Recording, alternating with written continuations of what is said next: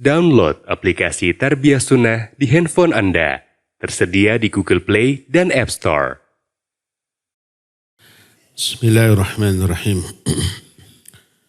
Assalamualaikum warahmatullahi wabarakatuh. Alhamdulillahilladzi arsala rasulahu bil huda wa dinil haqq liyudhhirahu 'ala ad-dini kullihi wa kafa billahi shahida. Wa ashhadu an la ilaha illallah wahdahu la syarika lah wa ashhadu anna Muhammadan 'abduhu wa rasuluh sallallahu alaihi wa ala alihi wa ashabihi wa sallama tasliman mazida wa ba'd. Hadirin jamaah Masjid An-Nafi' Dago yang Allah muliakan, para pendengar radio Tarbiyah Sunnah Bandung dan radio-radio lain yang ikut gabung, para pemirsa beberapa stasiun TV dan para netizen.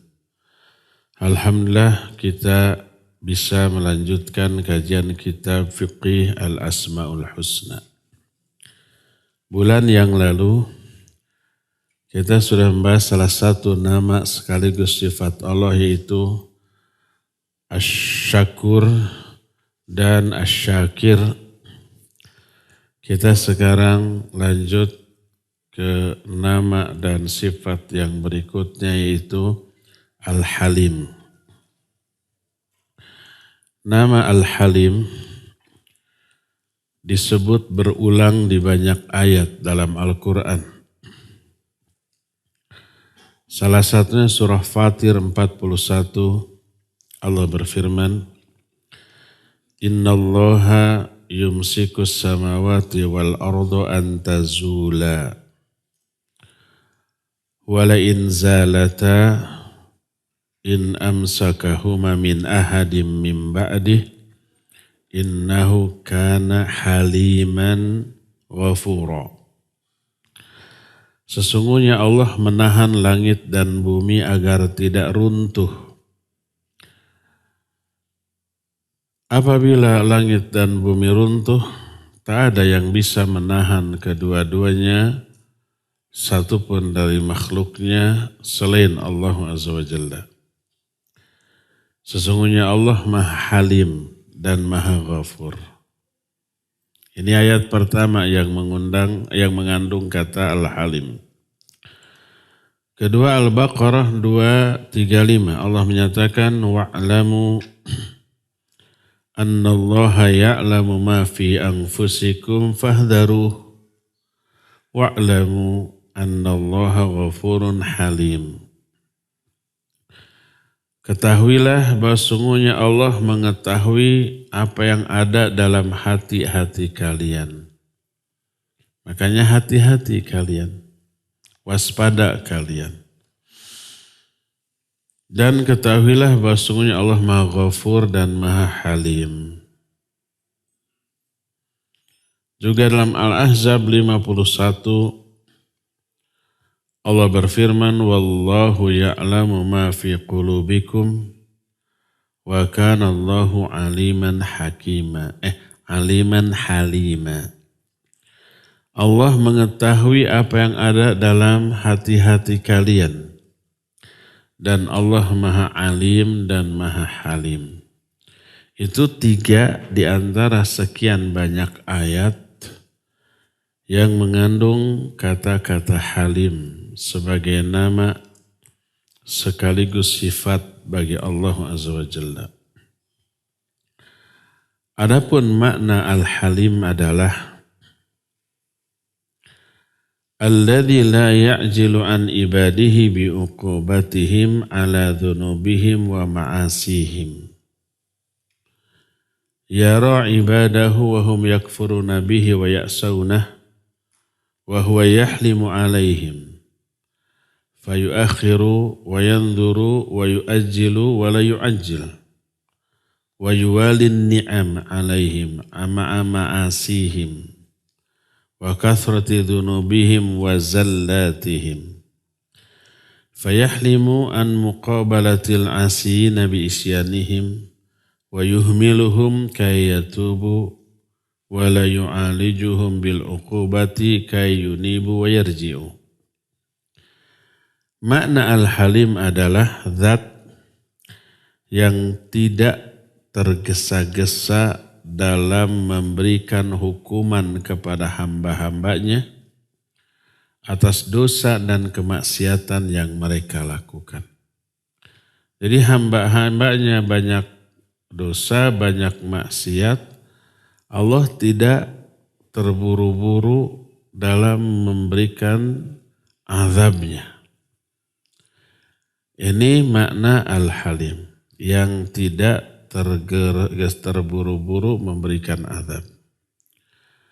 Dia melihat hamba-hambanya kufur kepada Allah, maksiat kepada Allah, tapi Allah halim kepada mereka atas kekufuran dan kemaksiatan mereka, lalu ditunda azabnya. Tidak langsung, tidak segera. Allah melihat dulu dan menunda azab, tidak tergesa-gesa. Selama menunggu, selama Allah menunda azab, selama itu Allah tetap melimpahkan nikmatnya kepada mereka di tengah kemaksiatan mereka, di tengah banyaknya dosa dan penyimpangan mereka. Mereka tetap berdosa, bermaksiat, bahkan kufur, tidak langsung segera diazab, tapi tetap nikmatnya itu tercurah.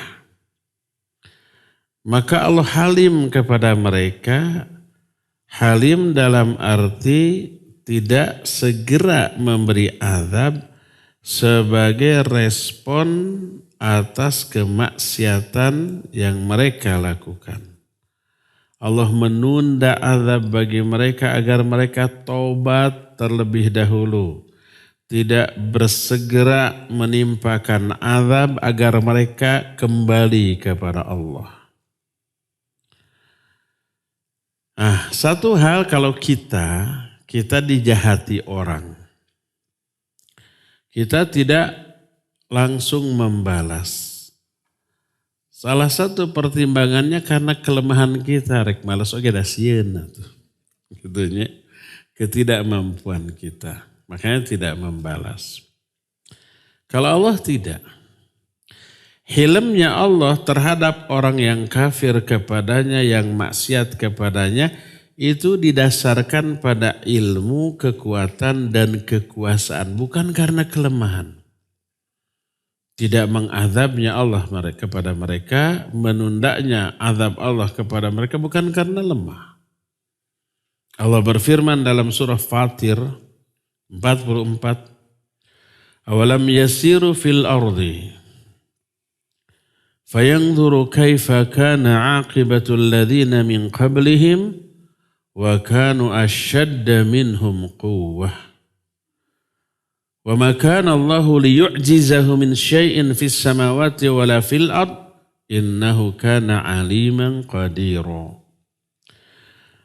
Apakah mereka tidak berjalan di muka bumi lalu memperhatikan bagaimana akibat yang dialami oleh orang-orang yang kafir sebelum mereka? Padahal mereka itu dulunya lebih besar kekuatannya daripada mereka. Orang zaman bahula lebih kuat, lebih hebat daripada zaman sekarang. Tapi Allah hancurkan juga. Dan tidaklah Allah, tidak ada sesuatu pun yang bisa melemahkan Allah baik di langit ataupun di bumi. Dan sungguhnya Allah Maha Alim dan Maha Qadir. Jadi dalam ayat tersebut Allah mengabarkan tentang sifat hilmnya Allah kepada ahli maksiat, kepada para pendosa, kepada orang yang banyak melakukan kezaliman, bahwa seandainya Allah mengazab mereka karena dosa-dosa mereka secara langsung, begitu dosa diazab, tak akan tersisa di muka bumi ini satu makhluk pun. Bayangkan, setiap detik kan pasti ada yang berdosa di muka bumi ini ya. Setiap detik itu. Entah di mana. di sekitar kita mungkin ada yang berdosa. Termasuk di masjid ini sekarang ada yang berdosa mungkin. Apa dosanya? Mungkin ketidakikhlasan ketika ngaji kayak gini gitu. Itu dosa bukan? Ya dosa lah. Turun azab. Orang yang di sekelilingnya juga terkena azab. Gak akan ada yang tersisa satu makhluk pun di muka bumi ini. Kata Allah dalam Al-Quran dalam surah An-Nahl 61. Walau yu'akhidullahu an-nasa bidhulmihim ma taraka 'alaiha min dabbah. Walakin yu'akhiruhum ila ajalin musamma. Fa idza jaa ajaluhum la yastakhiruna sa'ata wa la yastaqdimun. Seandainya Allah menghukum manusia karena kezaliman manusia itu, niscaya tak akan tersisa satu makhluk pun di atas permukaan bumi ini. Akan tapi Allah menunda, mengakhirkan azab untuk mereka sampai waktu yang telah ditentukan, dan ketika saat azab itu tiba, maka tidak bisa ditunda walaupun sesaat dan tak bisa diawalkan, disegerakan. Akan terjadi tepat pada saat yang Allah tetapkan. Dalam Al-Kahfi ayat 58 Allah menyatakan wa rabbukal ghafuru dzur rahmah walau yu'akhidhuhum bima kasabu la'ajjala lahumul adzab. Bal lahum mau'idun la yajidu min dunihi mau'ila. Dan Rabbmu maha pengampun dan maha yang memiliki rahmat. Seandainya Allah mengazab mereka karena dosa-dosa mereka, seandainya Allah mau menghukum mereka karena dosa-dosa mereka, niscaya Allah akan segerakan azab bagi mereka. Tapi karena Allah tidak segera memberi hukuman, tapi ditetapkan pada waktunya ballahu mau'idun. Bahkan bagi mereka ada waktu yang ditentukan untuk menerima azab, la yajidu min dunihi mau'ila. Tak ada satupun pelindung bagi mereka selain Allah apabila Allah menimpakan azabnya kepada mereka. Jadi lihat hilmnya Allah. Sekalipun mereka berbuat syirik kepada Allah, sekalipun mereka terjerumus dalam perbuatan yang mengundang murka Allah, sekalipun mereka selalu bersungguh-sungguh menyelisihi dan memerangi agamanya, memusuhi wali-wali Allah, Allah tetap bersifat hilm kepada mereka. Tetap Allah mengucurkan berbagai macam kebaikan, memberi rizki kepada mereka, memberikan kesehatan kepada mereka. Allah itu zat yang paling sabar di dalam menerima perbuatan atau kedurhakaan hamba-hambanya. Ini dalam Sahih Bukhari, hadis dari Abu Hurairah radhiyallahu an, dari Nabi SAW, dari Allah Azza wa Jalla. Ini hadis qudsi. Allah berfirman, yashtumuni ibnu Adam, wa ma yanbaghi lahu ayastumani, wa yukadzibani, wa ma yanbaghi lahu ayukadzibani. Amma syatmuhu faqauluhu inna li walada wa amma takdzibuhu faqauluhu laisa yu'idani kama bada'ani. Kata Allah, Ibnu Adam telah mencela aku. Padahal tidak layak bagi dia untuk mencela aku. Dan anak Adam telah mendustakan aku, padahal tidak layak bagi dia mendustakan aku. Adapun celaan mereka kepadaku adalah ucapan mereka bahwa aku punya anak. Mengklaim mengatakan Allah punya anak itu mencela Allah. Lam yalid walam yulad walam yakul lahu kufuwan ahad. Mengatakan Allah punya anak itu mencela Allah, menyinggung enggak? Menyinggung.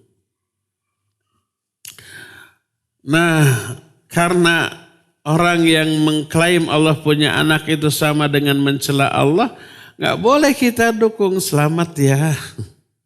Sama dengan mendukung mencela Allah Azza wa Jalla. Mengucapkan selamat kepada orang yang mencela Allah Azza wa Jalla. Ikut terlibat tuh. Dosanya sama. Adapun mereka mendustakan aku dengan mengatakan bahwa Allah tidak akan mengembalikan aku sebagaimana Allah telah menciptakan aku pertama kali. Meyakini bahwa mereka enggak akan dibangkitkan itu sama dengan mendustakan Allah. Karena Allah mengabarkan kalian akan dibangkitkan lagi nanti. Enggak percaya, didustakan Allah. Hadis itu sahih riwayat Imam Bukhari. Dalam Sahihain riwayat Bukhari dan Muslim dari Abu Musa Al-Asy'ari radhiyallahu an, Nabi alaihi salatu wasallam bersabda, "Laisa ahadun aw laisa syai'un asbaru ala adhan sami'ahu min Allah. Innahum la yadda'uni lahu walada wa innahu la yu'afihim wa yarzuquhum." Tak ada seorang pun atau tak ada sesuatu pun yang lebih sabar terhadap gangguan yang didengarnya selain Allah. Allah itu paling sabar menghadapi gangguan atau sikap, kasar namanya punten, sikap kurang ajar makhluknya kepadanya. Allah sabar. Di mana letak kesabarannya? Mereka mengklaim bahwa Allah punya anak, tapi Allah tetap memberi kesehatan kepada mereka dan rizki kepada mereka. Orang-orang yang menyatakan Allah punya anak dan saya menyembah anaknya gitu ya. Itu diberi kesehatan dan diberi harta, diberi rizki, ya rizkinya melimpah. Lebih sehat dari umumnya kaum muslimin, diberi pangkat jabatan kekuasaan. Barijeng mereka tuh meyakini Allah punya anak. Allah disakiti tapi dibalas dengan rizki dan pemberian lainnya. Sabar apa tidak? Sabar. Coba kalau kita disakiti, terus yang menyakiti kita itu minta kepada kita. Dikasih enggak? Enggak. Enak saja minta. Tadi geus nyinggung kan gitu. Paling dibebek, diteke. Kan gitu. Ini mah tidak minta tidak apa. Mencela Allah. Dengan mengatakan Allah punya anak. Tapi tetap diberi rezeki. Diberi pangkat, diberi jabatan, diberi kekuasaan. Diberi berbagai macam anugerah di dunia. Sabar enggak? Sabar. Tak ada yang lebih sabar daripada Allah Azza wa Jalla. Berkata Imam Ibn Qayyim rahimahullah ketika menjelaskan hadis ini. Kata beliau, wa huwa ma'a hadha syatam lahu wa takdhibi yarzuqu syatim al-mukadzib wa yu'afihi wa yadfa'u anhu wa yad'uhu ila jannatihi wa yaqbalu taubatahu idza taba ilaihi wa yubaddiluhu bisayyi'atihi hasanat wa yaltifu bihi fi jami' ahwalihi wa yu'ahhiluhu li irsali rusulihi wa ya'muruhum bi ayyalinu lahul qawla wa yarfaqu bihi. Kata Imam Ibn Qayyim, Allah sekalipun dia dicela dan didustakan, tetap memberi rizki kepada si pencela dan orang yang mendustakan tadi. Tetap menyehatkan mereka, tetap membela mereka, tetap menyeru mereka agar masuk ke surganya, tetap menerima taubatnya apabila mereka taubat, dan mengganti kesalahan-kesalahannya dengan kebaikan. Jadi kalau seorang sudah berdosa, lalu taubat, itu kesalahannya Allah ganti dengan kebaikan. Allah tetap bersikap lemah lembut kepada mereka dalam segala hal. Menunda azab kepada mereka dengan cara diutusnya para nabi, para rasul. Dan menyuruh para nabi, para rasul itu untuk bersikap lemah lembut dan lunak ketika berbicara kepada mereka. Coba lihat umpamanya si Fir'aun. Betapa hilmnya Allah kepada si Fir'aun. Sekalipun si Fir'aun itu, dagames atunya pakai si, sangat durhaka, sangat sombong di muka bumi, mengadakan berbagai macam kerusakan. Dia berkata, ana rabbukumul a'la. Aku Tuhan kalian yang paling tinggi. Yang gak beriman kepada disiksa. Bani Israel dijajah, dikerja paksa dan seterusnya. Allah utus 2 orang nabi dan rasul yang sezaman dengannya, dan kalawan implik-implik kata orang Sunda mah. Non implik-implik teh dengan amanah, idhaba ila fir'auna innahu tagha faqula lahu qawlan layyina la'allahu yatadhakkaru aw yakhsha. Pergilah kalian berdua kepada Fir'aun. Karena Fir'aun itu sudah kelewatan. Katakan kepadanya perkataan yang lembut, yang lunak. Jangan kasar. Jangan keras. Jangan ada celaan. Mudah-mudahan dia ini bisa ngambil pelajaran dan takut terhadap peringatan. Coba, kurang apa si Fir'aun dalam hal kedurhakaan? Nyaris tak ada tandingannya. Tapi sedurhaka itu Allah masih tetap menunggu taubatnya si Fir'aun. Diberi peringatan dengan diutusnya 2 rasul, Musa dan Harun.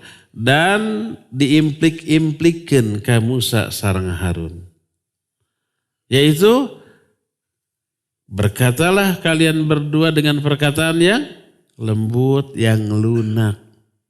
Padahal durakanya itu gak ada tandingnya si Fir'aun ini. Tapi tetap diperlakukan selemah lembut. Dan ini termasuk salah satu bentuk sifat halimnya Allah Azza wa Jalla. Termasuk sifat hilmnya Allah Azza wa Jalla kepada orang yang menyatakan Allah punya anak. Mereka tetap oleh Allah diajak bertobat dan dibuka pintu tobat bagi mereka. Memang Allah memvonis mereka kafir dengan omongan dan keyakinannya. Allah punya anak, Allah Trinitas, itu dengan ucapan itu kafir. Tapi Allah masih membuka pintu tobat kalau mau tobat. Allah berfirman dalam Al-Quran surah Al-Ma'idah 73. Kata Allah, laqad kafara alladhina qalu inna allaha thalithu thalatha wa ma min ilahin illa ilahu wahidu wa illam yantahu amma yaqulun la yamassanna alladhina kafaru minhum adzabun alim afala yatubuna ila Allah wa yastaghfirunahu wallahu ghafurur rahim. Kata Allah, sungguh telah kafirlah. Ini vonis dari Allah. Sungguh telah kafirlah orang-orang yang berkata bahwa Allah itu salah satu di antara 3 oknum. Salah satu di antara Trinitas. Kata Allah kafir. Tapi ada orang tuh yang misalnya, kalau orang Nasrani melihat Nabi Isa, yang dilihat itu adalah di balik Nabi Isa, yaitu Allah, lalu menyembahnya, selamat mereka. Ada yang begitu ya. La ilaha illallah. Ini efek filsafat kayak begitu. Difilsafatin segala sesuatu. Akhirnya yang salah, yang keliru dicari uzur pembenaran sehingga dianggap tidak salah. Allah menyatakan telah kafir orang yang berkata Allah itu salah satu di antara 3 trinitas, 3 oknum. Padahal tidak ada sembahan yang hak kecuali satu ilah saja, satu sembahan yaitu Allah.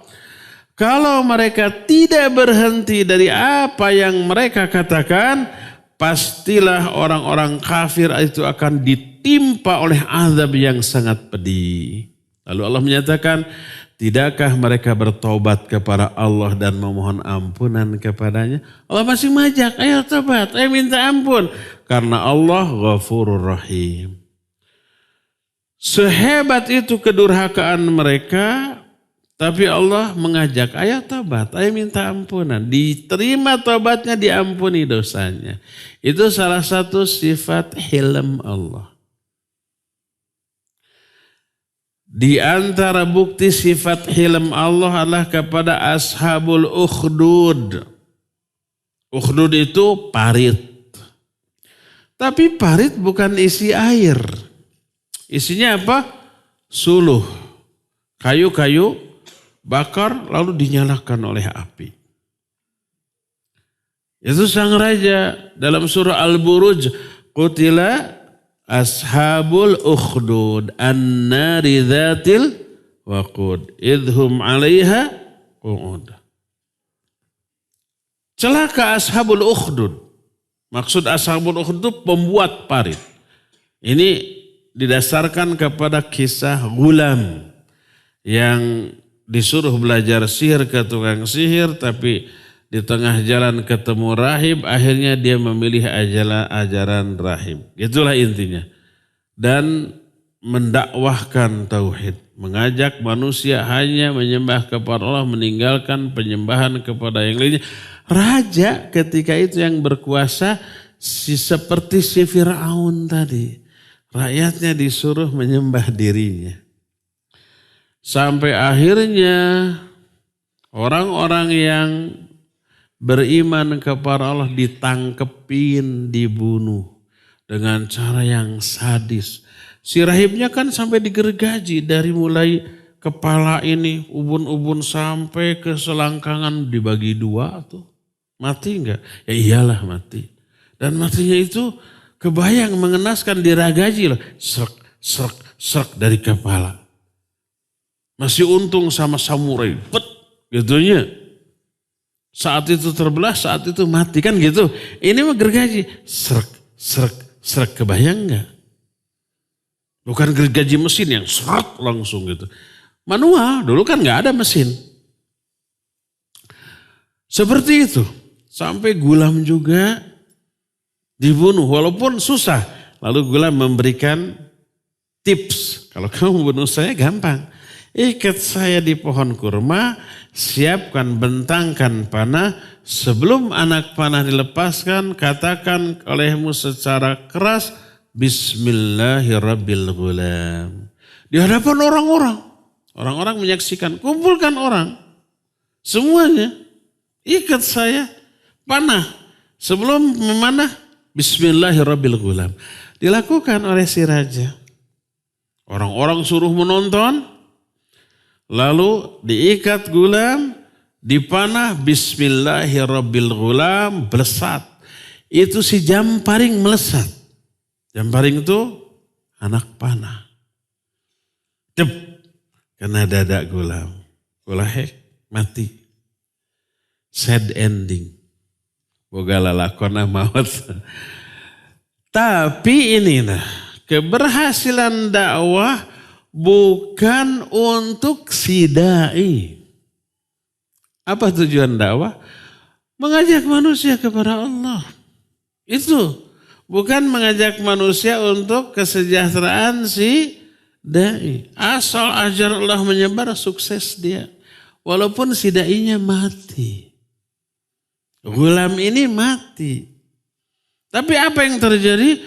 Orang-orang begitu melihat kasus ini langsung serentak berteriak, amanna birabbil gulam. Kami beriman kepada Rabb gulam. Semuanya. Ini yang sangat ditakuti oleh raja. Dibunuhnya orang-orang yang beriman agar tidak ada lagi pengikut orang yang beriman. Agar semuanya menyembah dirinya. Dibunuhnya Gulam agar ajarannya tidak menyebar. Itu yang ditakutkan. Ternyata setelah Gulam mati semua orang beriman. Kalap ini si raja. Bikin parit. Terus diisi oleh kayu bakar. Lalu dinyalakan. Kata raja, siapa yang tidak mau beriman kepadaku, beriman kepada Rabb Gulam, hayo terjun. Siapa yang beriman kepadaku, dia selamat. Orang-orang semua terjun ke kobaran api di dalam Ukhdud tadi. Makanya Allah melaknat si Ukhdud, ashabul Ukhdud, kutila ashabul Ukhdud. Kurang gimana durhakanya coba. Dia menyaingi Allah dalam hal penyembahan, mengaku dirinya Tuhan yang harus disembah. Semua yang beriman kepada Allah dihukum dengan cara dibakar. Kurang gimana jahat orang itu. Tapi sejahat itu Allah masih membuka pintu tobat bagi mereka. Kalau mereka mau tobat.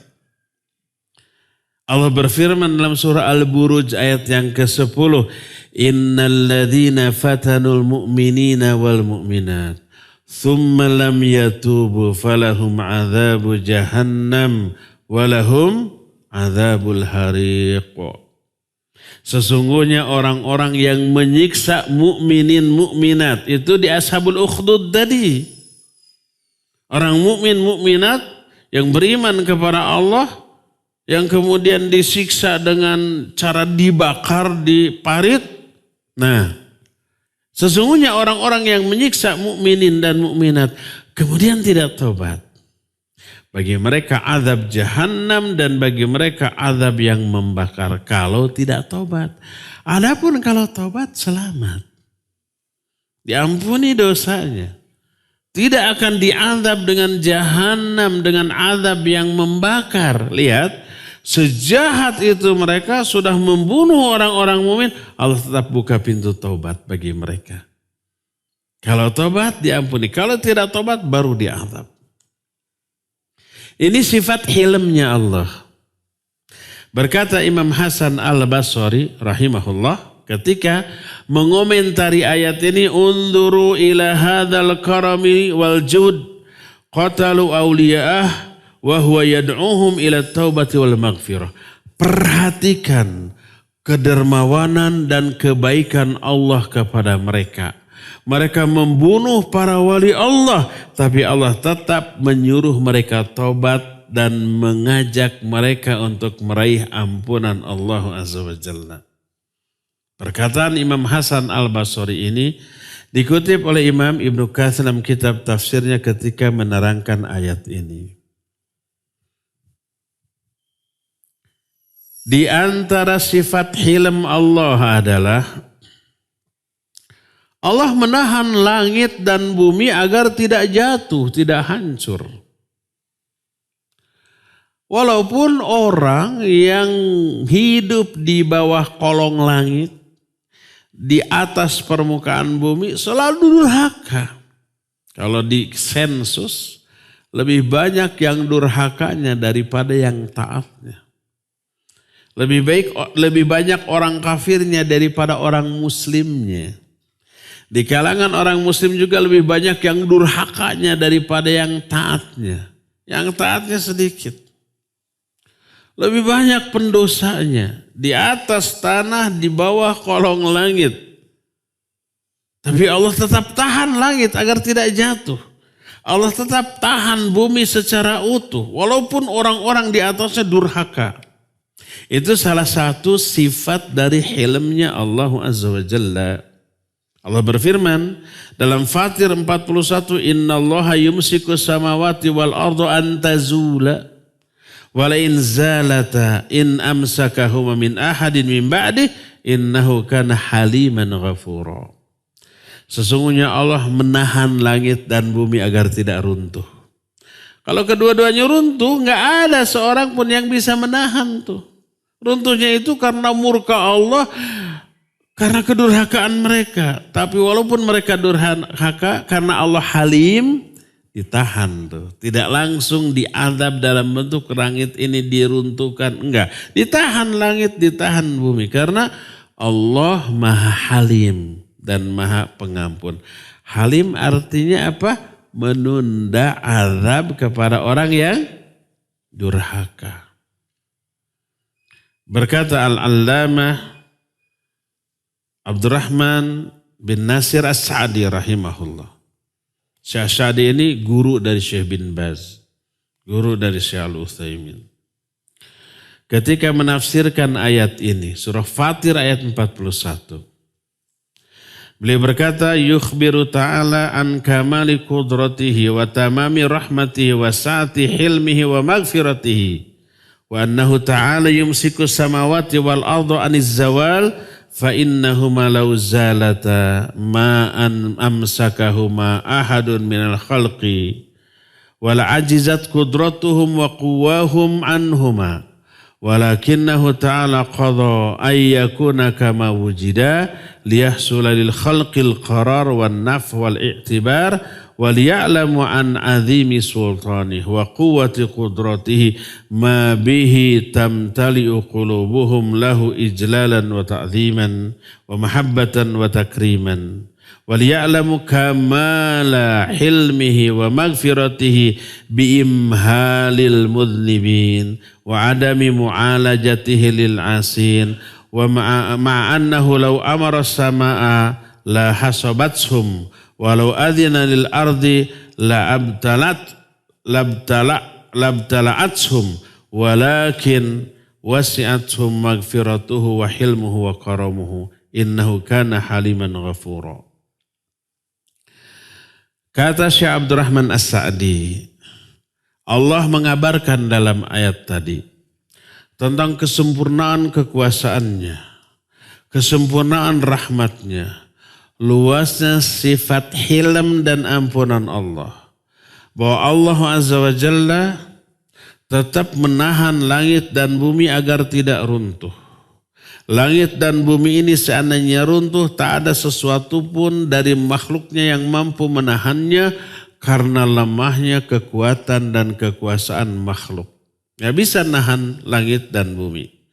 Tapi Allah Azza wa Jalla menetapkan langit dan bumi seperti adanya. Seperti sekarang, tidak runtuh tapi utuh. Untuk apa?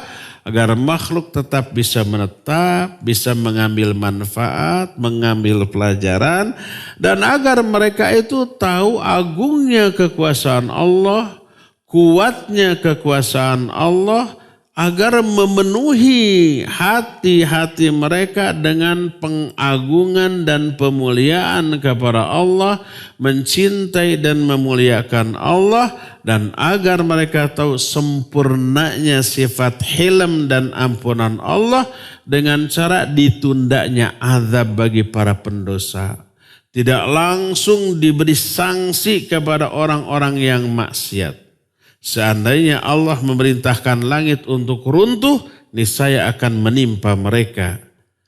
Sebagaimana kalau Allah mengizinkan bumi untuk terbelah, akan belahlah bumi ini. Akan tapi luasnya ampunan dan hilm Allah serta kemuliaan Allah menyebabkan manusia atau makhluk selamat dari semua itu. Lalu di akhir ayat ini dikatakan innahu kana haliman ghafura. Karena sungguhnya Allah Maha Halim dan Maha Pengampun. Halimnya Allah menyebabkan mereka tidak diazab segera karena dosa-dosanya, enggak. Ya, dibiarkan loh, ditunggu tobatnya. Nanti waktu menetapkan azab sudah ada. Pada waktunya, dan kalau waktunya tiba sudah enggak ada yang bisa menahan, enggak bisa diundurkan, enggak bisa dipajukan, pasti menimpa. Itulah yang teralami oleh kaum-kaum terdahulu yang kekuatannya lebih dahsyat daripada kekuatan yang dimiliki oleh orang-orang zaman sekarang. Kadang nama Allah Al-Halim disandingkan dengan nama lain Al-Alim. Menunjukkan hilmnya Allah didasarkan pada ilmu. Allah berfirman, la yudkhilannahum mudkhalan yardawnahu wa innallaha la'alimun halim. Pasti Allah akan masukkan mereka ke surga dengan cara masuk yang mereka ridhoi, yang mereka sukai, karena sungguhnya Allah ma'alim dan maha halim. Kadang-kadang sifat halim Allah disandingkan dengan ghani. Seperti dalam Al-Baqarah 263 Allah berfirman, qaulun ma'rufu wa maghfiratun khairun min shadaqatin yatba'uha adza wallahu ghaniyun halim.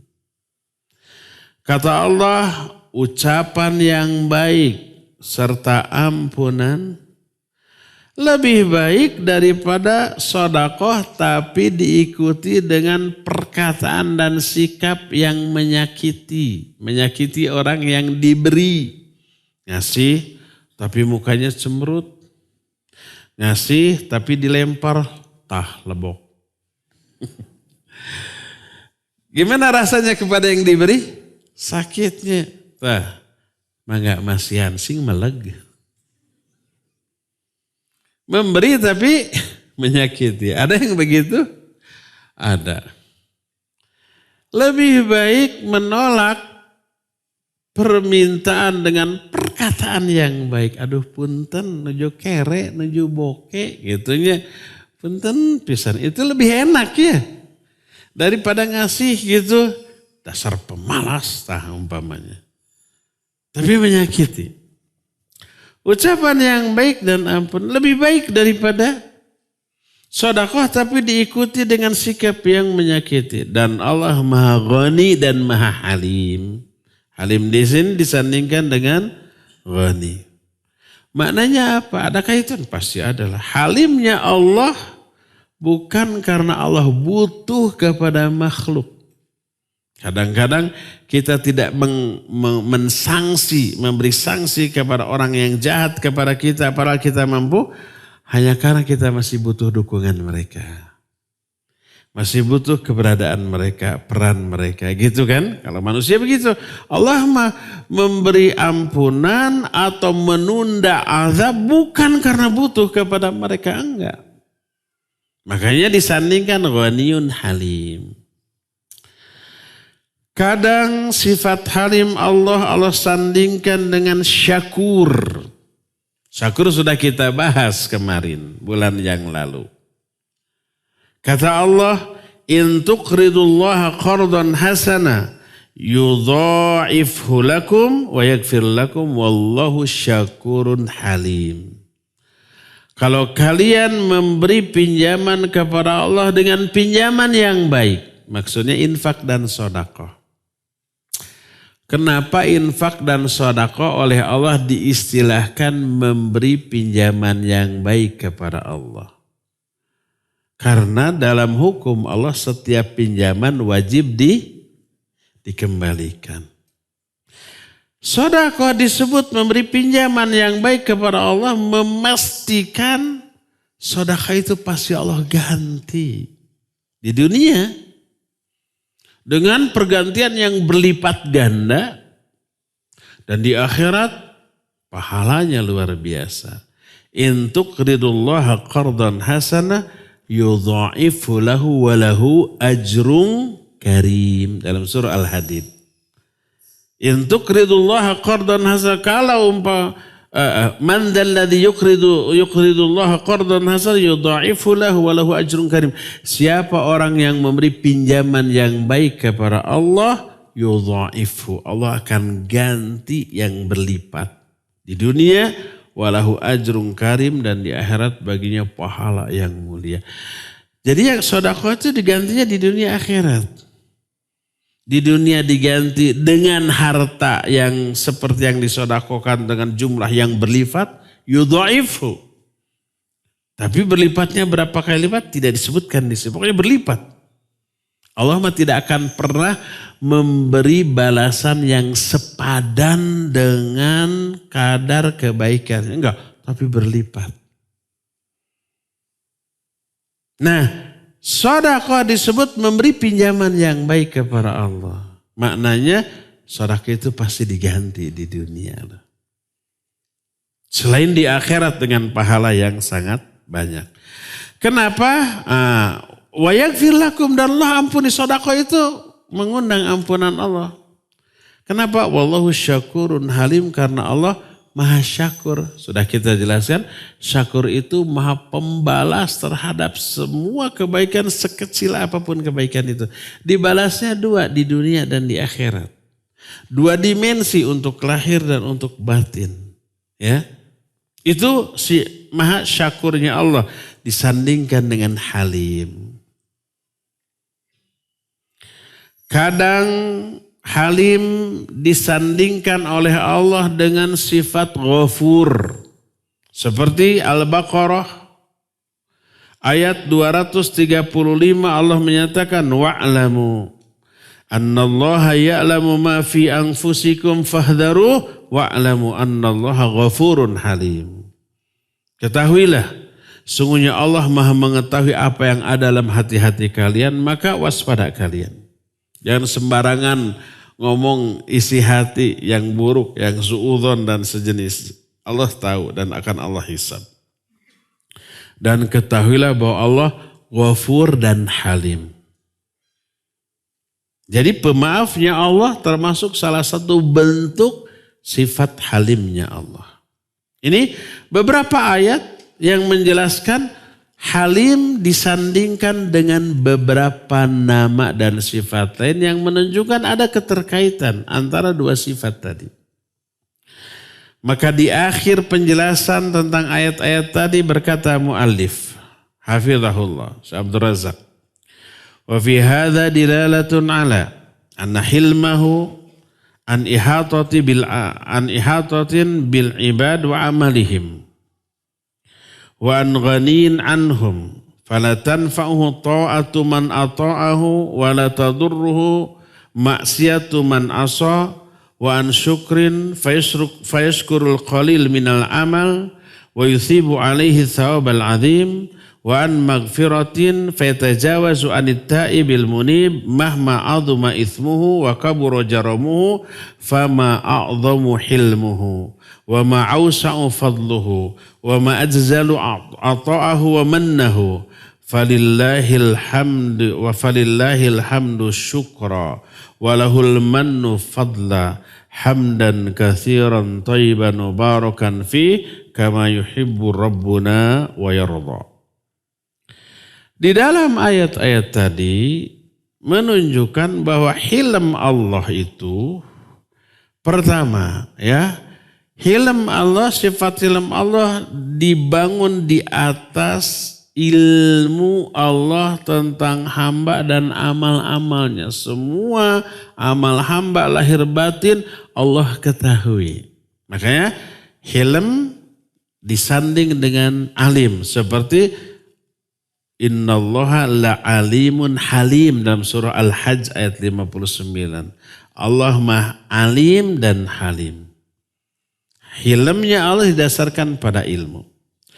Juga kedua, hilmnya Allah didasarkan pada sifat ghani Allah. Maknanya, kalau Allah menunda azab, kalau Allah memberi ampunan, itu bukan karena Allah butuh kepada makhluk. Bukan karena Allah diuntungkan dengan ketaatan orang-orang yang taat. Bukan karena Allah takut dirugikan oleh orang yang maksiat karena kemaksiatannya, enggak. Ketaatan seorang yang taat enggak ada manfaat bagi Allah. Kedurhakaan ahli maksiat tidak madarat sedikit pun kepada Allah. Apapun yang dilakukan oleh manusia enggak ngaruh, enggak memberi keuntungan, enggak memberikan kerugian sedikit pun kepada Allah. Jadi kalau Allah merintahkan manusia taat dan ibadah bukan untuk kepentingan Allah, tapi untuk kepentingan manusia itu sendiri.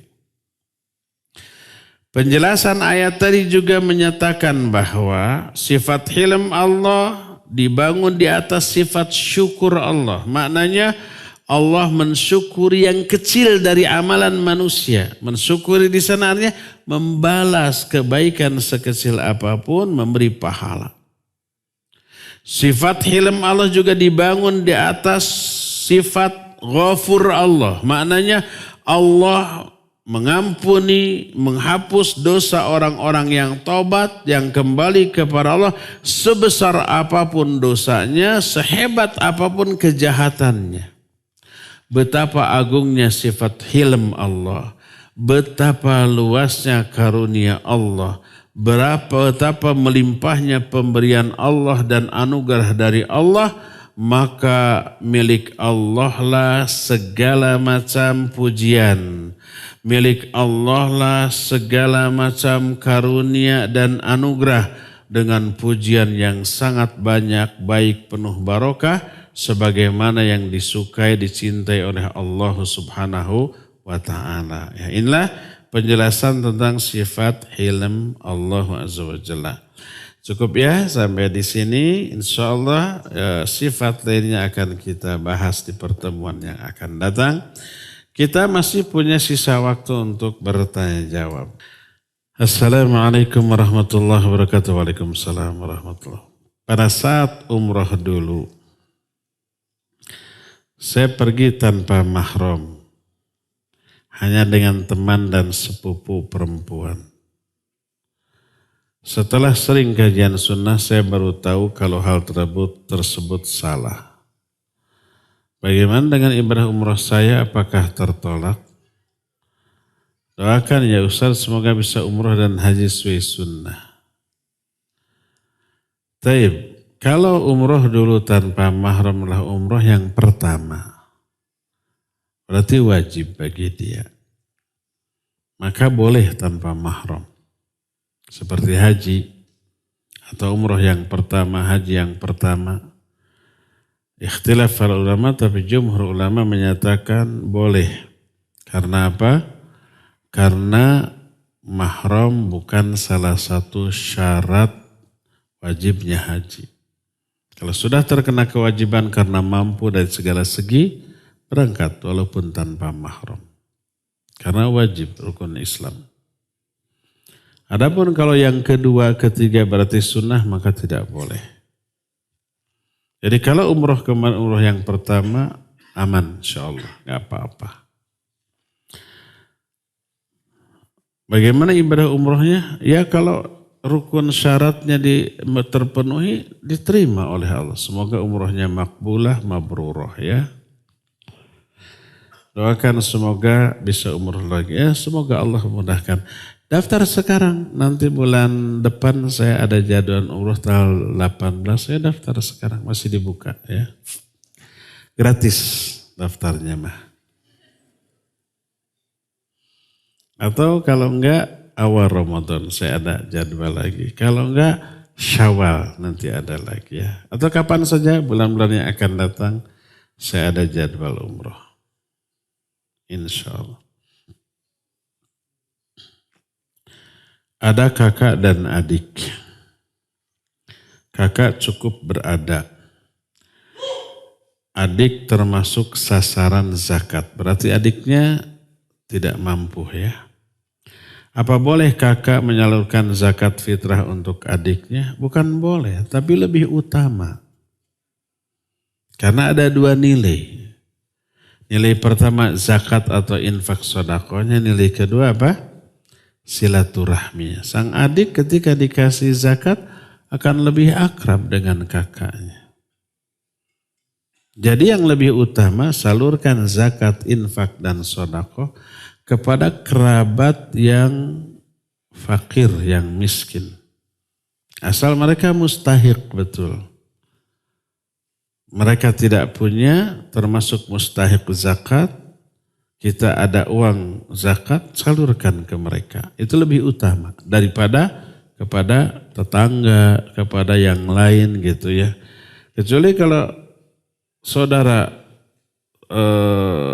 kerabat semuanya mampu, kita ada uang zakat baru ke orang lain. Ke tetangga, ke kawan itu boleh.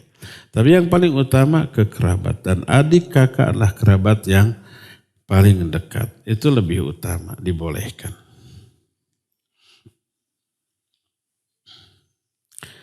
Mohon penjelasan tentang mengadzankan dan mengiqamatkan pada bayi yang baru lahir. Ulama ikhtilaf. Ada yang menyatakan sunnah, ada yang menyatakan tidak. Ikhtilafnya ini didasarkan kepada ikhtilaf mereka tentang kesahihan hadis Nabi SAW mengadzankan Hasan dan Husain. Sebagian ulama mensahihkan, sebagian ulama mendhaifkan, sebagian ulama ada yang awalnya mensahihkan tapi akhirnya mendhaifkan. Seperti Syekh Al-Albani rahimahullah dalam kitab Irwaul Ghalil tentang mengadzankan bayi, awalnya menyatakan sahih insyaallah. Makanya boleh beliau menyatakan sunnah. Tapi beliau telaah lagi, ternyata ditemukan ada kedhaifan. Kalau beliau meralatnya. Hadis ini dhaif. Jadi yang menyatakan hadis sahih itu sunnah. Bagi yang menyatakan hadis ini dhaif tidak dilakukan. Walhasil ini ulama ikhtilaf. Kalau saya pribadi tidak mengadzankan bayi. Sebab udah gak punya bayi. Tapi dulu semua bayi-bayi saya ada 8, ada yang diadzankan.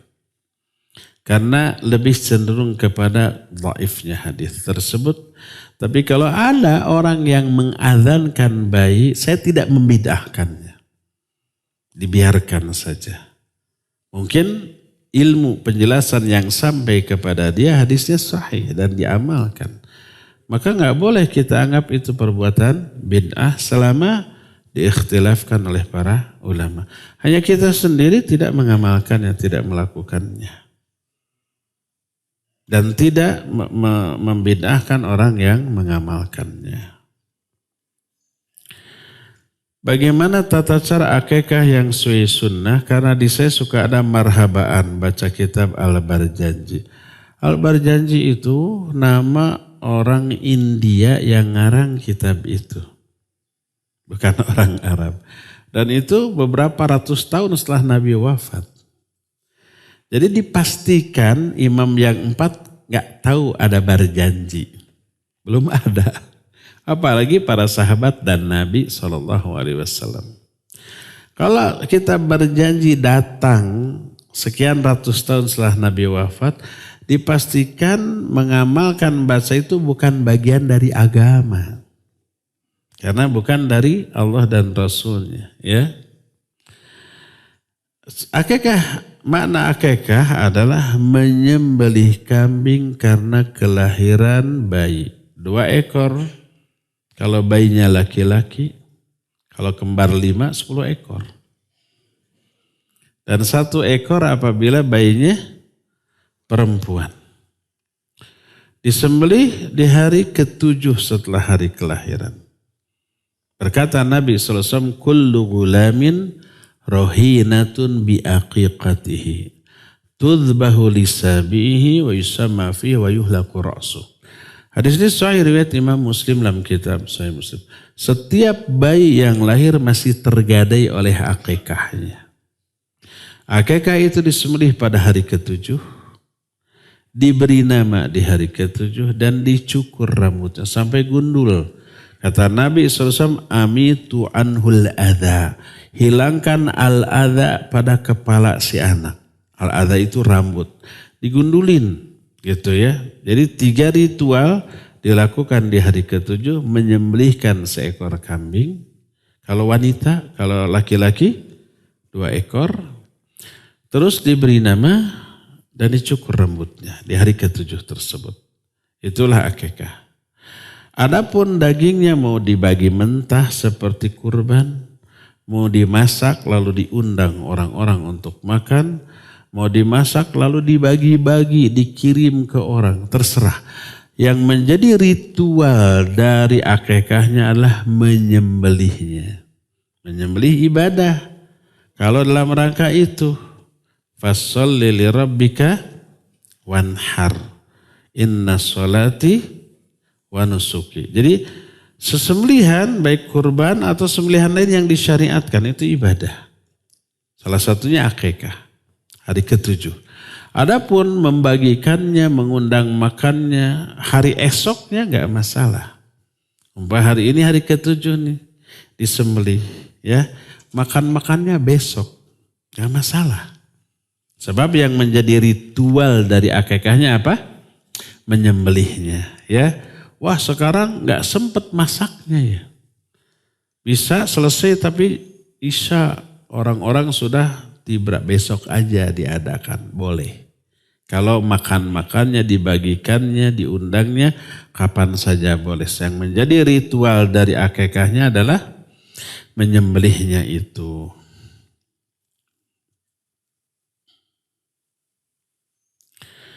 Ini curhat nih. Bagaimana cara mengelola perasaan cemburu kepada istri-istri lain? Salah sasaran. Saya tidak pernah merasakannya. Dan tidak membayangkan kalau cemburu kayak gimana ya. Tanya ke istri yang mengalami ini. Dan mereka adem ayem saja. Katingali nama. Apalagi ada salah satu dari kami yang jadi istri kesayangan. Suami sering berdalih bahwa Rasul SAW punya istri kesayangan dan tidak bisa adil dalam hal pembagian perasaan atau kasih sayang. Betul, jangan-jangan itu tuh. Saya jadi sering merasa suami pilih kasih karena lagi-lagi saya yang selalu harus mengalah untuk kepentingan istri kesayangan. Iya, mudah-mudahan suaminya ada di sini. Saya nggak mau tahu siapa. Ustadz itu selalu jadi korban curhatan rumah tangga orang. Yang enak suaminya yang liar Ustadz. Setiap berantem dibawa ke Ustadz. Berantem di hadapan Ustadz. Saya bilang kalau mau berantem di rumah aja, jangan di sini gitu ya.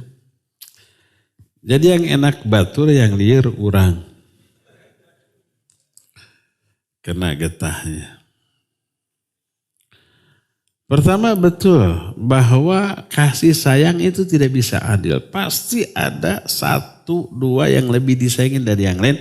Sangat tergantung kepada karakter ya enggak, bukan rupa. Ada rupanya cantik, seksi, tapi pika sebelen.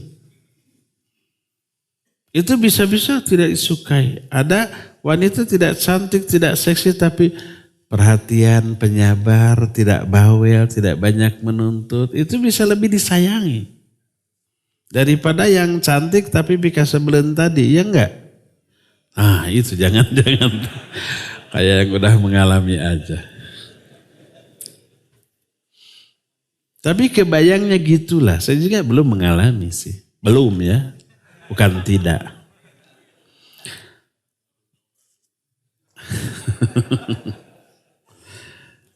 Tapi dibayangkan gitu. Kita akan lebih sayang kepada istri yang akhlaknya baik. Lebih perhatian. Lembut. Tidak banyak menuntut gitu ya. Nah, dibanding yang lain yang banyak menuntut walaupun lebih cantik gitu. Dalam kasih sayang iya, kamu tidak akan bisa berbuat itu walau harostum, walaupun kamu sangat menginginkannya. Itu dari segi kasih sayang. Adapun nih memberikan hak kepada para istri pasti bisa adil.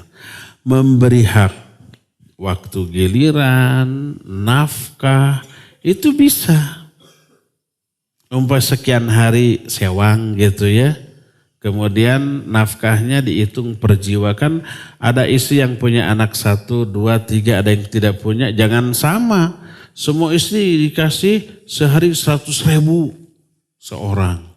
Padahal ada yang anaknya 4, ada yang tidak punya anak. Adil tidak? Tidak. Tapi dihitung per jiwa. 1 jiwa umpamanya 50.000. Yang hanya istri saja sehari 50.000. Istri dengan 2 anak 150.000. Istri dengan 11 anak ada kan? Itu beda-beda gitu.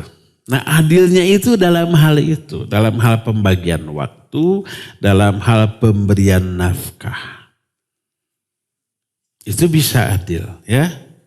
Jangan sampai karena ini lebih cinta, lebih dicintai. Nafkahnya lebih gede dan waktu tinggalnya lebih lama. Ini mah 5 hari, itu mah 2 jam. Karena kurang dicintai nggak boleh, itu tidak adil ya. Jadi adil hanya bisa dilakukan dari hak, dari aspek hak para istri. Adapun tentang kasih sayang tidak bisa rata. Pasti ada satu yang lebih dicintai, disayangi daripada yang lain. Dan itu pasti disebabkan karena karakter. Karena akhlak ya.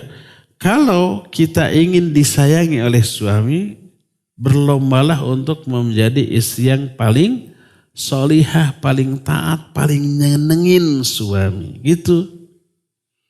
Nah, saya ada laporan dari salah satu ummahat yang menjadi istri ketiga dari suami yang beristri 4. Dia laporan kepada saya, kami itu Ustadz ya, berembuk sesama istri. Akur, ketinggalin nama. Ketika giliran di istri pertama masakin menu ini ya. Karena spesialisasinya di bidang itu. Yang kedua beda lagi menu. Yang ketiga jadi diatur menunya. Dan masing-masing istri memasakkan yang menjadi spesialisasinya di bidang itu. Ada yang nyayur lodeh enak. Tapi kalau umpamanya bikin sop gak enak. Jangan ngesop. Lodeh aja terus. Ada yang jago umpamanya bikin rendang. Karena orang Padang gitu. Yang lain jangan ngerendang, dia aja.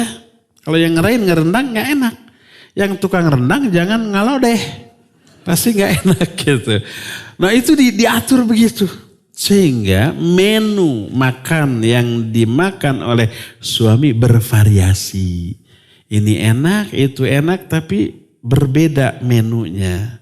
Jadi ke istri manapun selalu semangat makan di sini, oh pasti ini enak. Makan di sana pasti itu enak gitu. Gitu tuh. Akur para istri itu ya. Ini rumah tangga ideal. Saya ingin belajar ke orang itu dan pernah nanya gimana resepnya. Coba deh lo Ustadz. Gitu, walaupun yang curhat itu akhirnya cerai juga.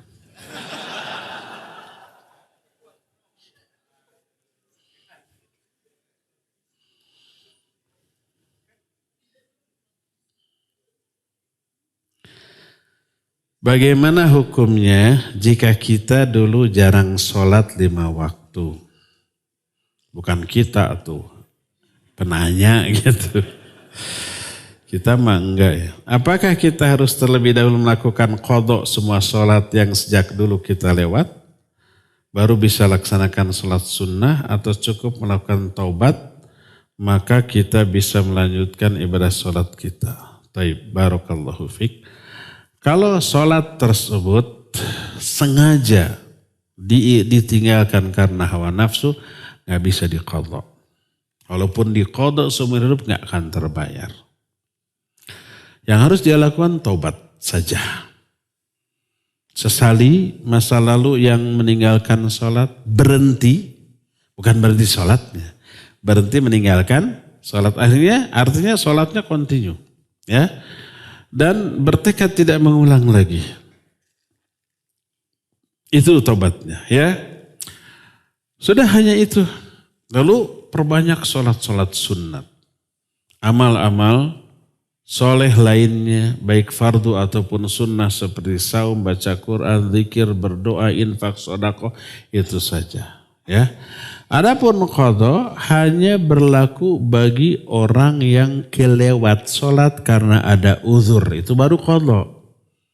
Seperti ketiduran, kelewat waktu sholat sudah habis, qadha. walaupun sholat bukan pada waktunya. Jam segini sholat subuh karena ketiduran. Umpamanya ngeronda gitu. Jam 4 sebelum azan lek gitu. Azan gak kedengaran. Alarm bunyi terus. Kan ada tuh ikhwan. Setiap jam 3 bunyi alarm. Alarm kerek-kerek terus. Pas di saat ikhwan ini nginep bareng sama ikhwan-ikhwan ini jam 3 bunyi. Bangun mah enggak. Jadi ikhwan ini terganggu. Ada yang begitu. Jadi kalau umpamanya jam segini baru bangun. Belum sholat subuh. Masih ada waktu sholat subuh? Sudah enggak ada. Lakukan sholat subuh jam segini. Itu qadha. Jadi kalau ada uzur seperti ketiduran atau seperti lupa. Lupa kemarin belum sholat. Baru ingat sekarang, qadha sekarang. Atau pingsan atau operasi. Umpamanya dioperasi jam 11. Beres operasi jam 3. Begitu bangun asar. Zuhur belum ya? Qadha. Itu yang ada uzur. Adapun yang tanpa uzur sengaja meninggalkan sholat nggak bisa diqadha. Dia wajib tobat. Tidak harus sekarang membayar dengan cara diqadha untuk sholat-sholat zaman dahulu yang terlewat karena hawa nafsu. Enggak.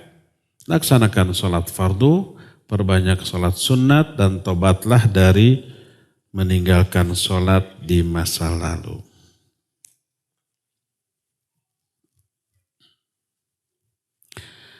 Kalau memberi dengan harapan atau paksaan. Harapan apa paksaan? Seperti mau pemilu sekarang. Apakah pemberian diterima atau tidak? Nggak boleh diterima. Itu risyuah. Jangan sampai terima aja milih mah yang mana. Enggak. Yang kita masalahkan status pemberian ini. Ini risyuah. Suap. Yang di dalamnya terkandung unsur kezaliman kepada pihak lain. Siapa yang dirugikan? Orang calon yang layak dipilih, akhirnya tidak dipilih hanya karena calon yang tidak layak memberi sesuatu. 100.000 sembako untuk 5 tahun ya teteh. Nah harusnya yang terpilih si A. Ada nama calon A? Ada ada si Z atau ada nama Z-nya. Umpamanya harusnya si A tapi karena si B ngasih walaupun kita tahu ini nggak layak. Karena masih bau kencur gitu. Tapi karena dia ngasih kita coblos, itu zalim, itu risyuah. Ada hak orang lain yang tergugurkan karena pemberian. Namanya risyuah. Nabi SAW menyatakan ar-rashi wal murtashi finnar. Yang menyuap dan yang disuap dua-duanya di dalam neraka. Tolak pemberian itu ya. Walaupun dia itu akan kita coblos umpamanya. Tapi memberi jangan. Walaupun akan kita coblos. Nah seperti itu. Adapun kalau sudah kita coblos selalu nanti nih terima kasih dikasih 1 miliar terima tanpa perjanjian ya.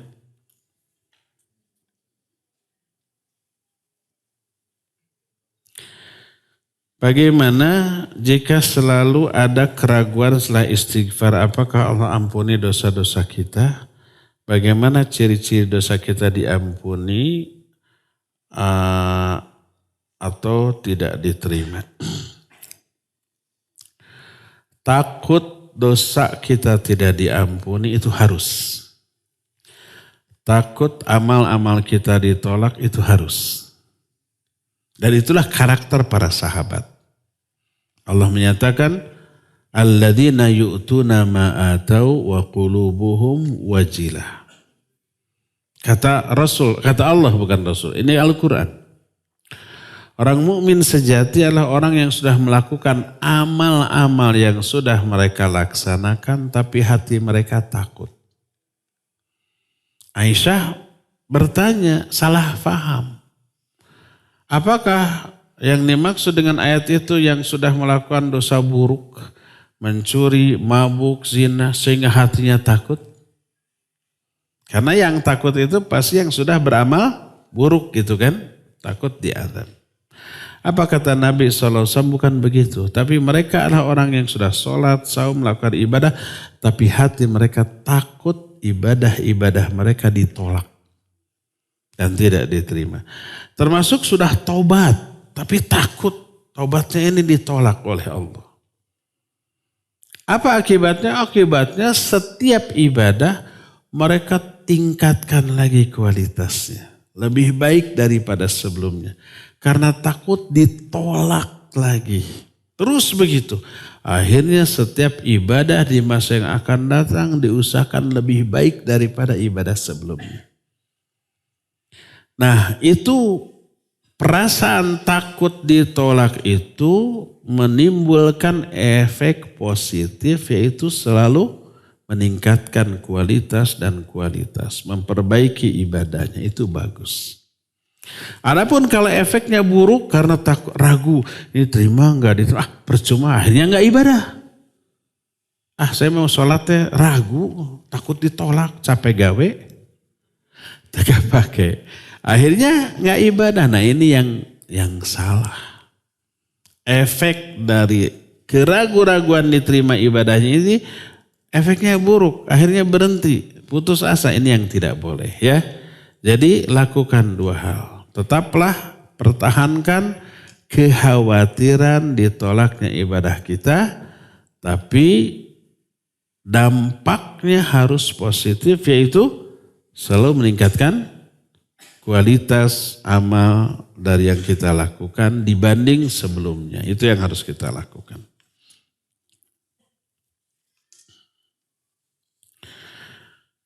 Izin bertanya, sholat yang 2 rakaat itu terakhir duduknya tawaruk atau iftirash?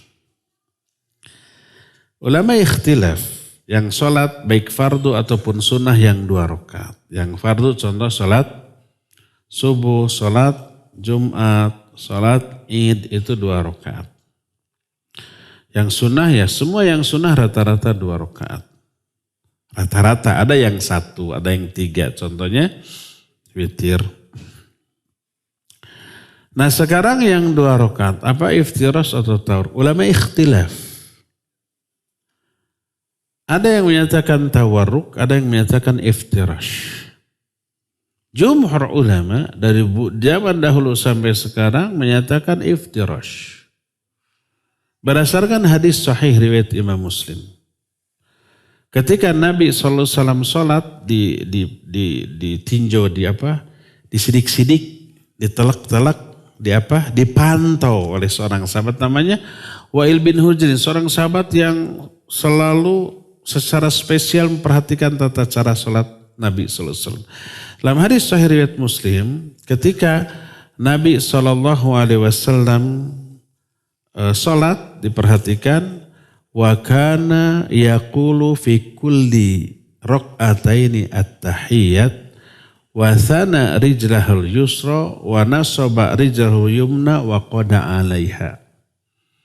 Nabi SAW setiap 2 rakaat selalu membaca at-tahiyyat sambil menghamparkan kakinya yang kiri, menegakkan kakinya yang kanan dan duduk di atasnya.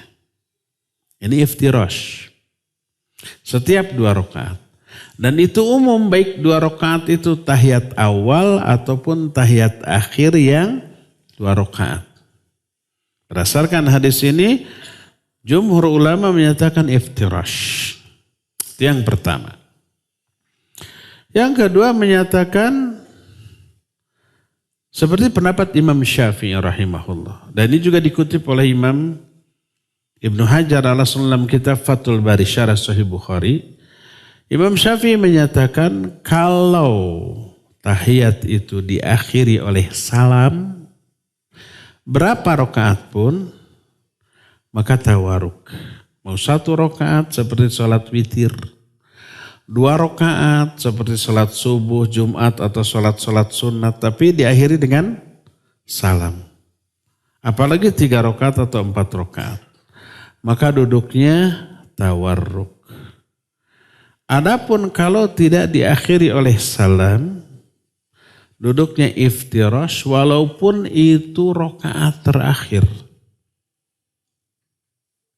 Tapi tidak diakhiri oleh salam.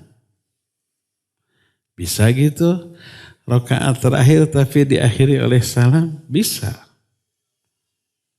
Kasusnya dalam kasus apa? Masbuk? Bukan. Masbuk berarti bukan rakaat terakhir. Nanti nambah lagi dia ya. Coba sedikit cerdas. Tahiyat akhir tapi tidak diakhiri dengan salam. Dalam kasus apa? Hah? Mayit? Oh, mayit mah gak ada tahiyat.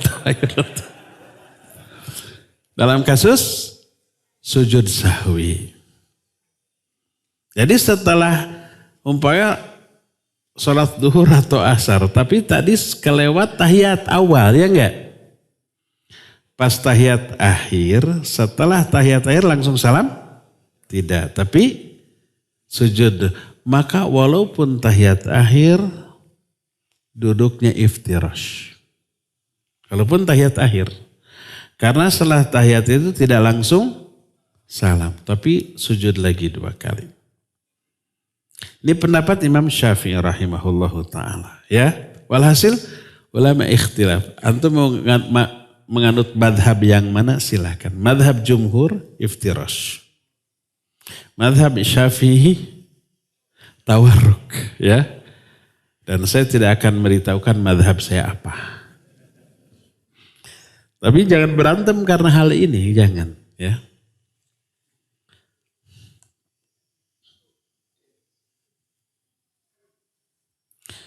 Bagaimana hukumnya orang tua yang sering ikut campur dalam urusan rumah tangga anaknya? Ini orang tua yang tak tahu diri. Ada nggak di sini? Anak, rumah tangga anak biarkan. Jangan ikut campur, berantem, misal ada UFO di dalam rumah tangganya, biarkan. Biarkan mereka menyelesaikan ini sendiri. Kecuali kalau mereka tidak mampu lalu lapor baru. Itu tuntunan syariat. Dalam Al-Quran surah An-Nisa mulai 34-35 itu diceritakan tentang bagaimana mengatasi permasalahan internal rumah tangga antara suami istri dulu. Setelah tidak mampu, suami istri tidak mampu mengatasinya, barulah ya. Ayat 35 menyatakan fab'athu hakaman min ahli wa hakaman min ahliha. Utus satu hakim dari pihak istri, satu hakim dari pihak wanita. Dari pihak suami. Lalu orang tua dari kedua belah pihak baru berembuk. Ikut terlibat. Kalau diminta. Kalau enggak diminta jangan terlibat. Apalagi ngatur gitu ya. Maka banyaknya konflik yang lebih parah terjadi antara suami istri disebabkan karena intervensi atau keterlibatan pihak lain. Orang tuanya, mertuanya, saudaranya ikut ngatur. Nah itu, wah tambah parah. Ya, nanti antum sebagai orang tua punya anak berumah tangga, biarkan. Walaupun rumahnya bersebelahan, kedengaran hogag, diem. Jangan langsung tok, ada apa? Jangan, biarkan. Itulah cara mereka menyelesaikan masalah istri. Anaknya nangis, oh sini cucu sini, diapain tuh cucu saya? Padahal mah ogoan incunanya, turunan ti akina. Biarkan.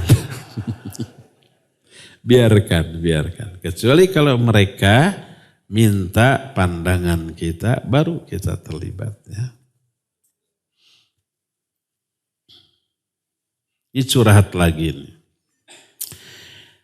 Ibu dan ayah saya sering berbeda pendapat. Tuh, Ustadz lagi yang liar. Suatu saat ada hal yang harus saya putuskan dan saya menerima serta mengikuti saran dari ibu. Namun ayah malah marah tuh. Intervensi lagi.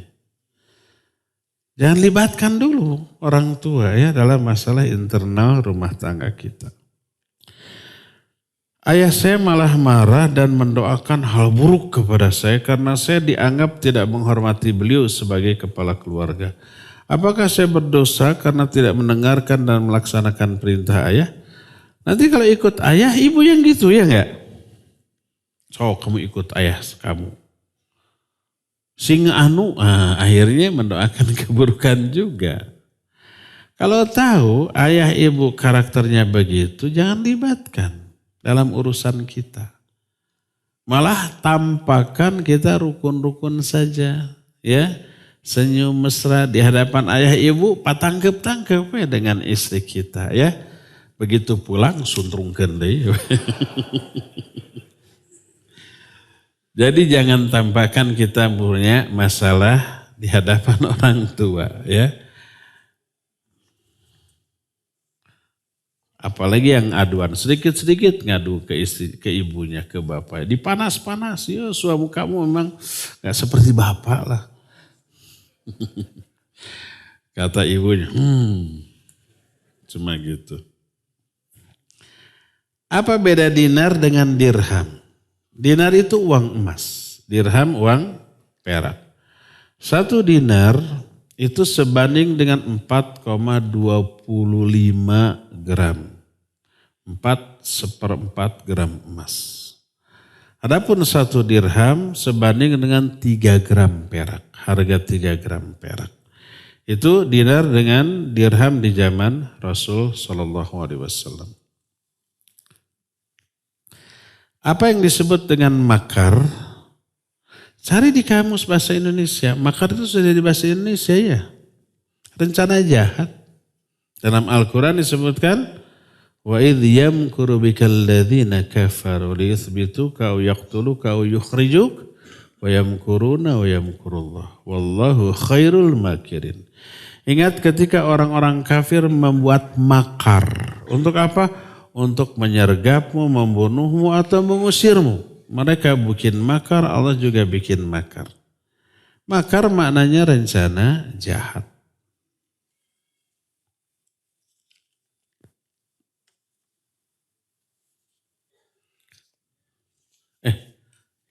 Sudah habis ya. Sudah sampai di sini, waktunya juga sudah lewat.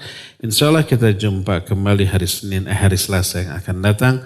Subhanakallahum bihamdik, asyhadu an la ilaha illa anta, astaghfiruka wa atubu ilaik, walhamdulillahi rabbil alamin, wassalamualaikum warahmatullahi wabarakatuh.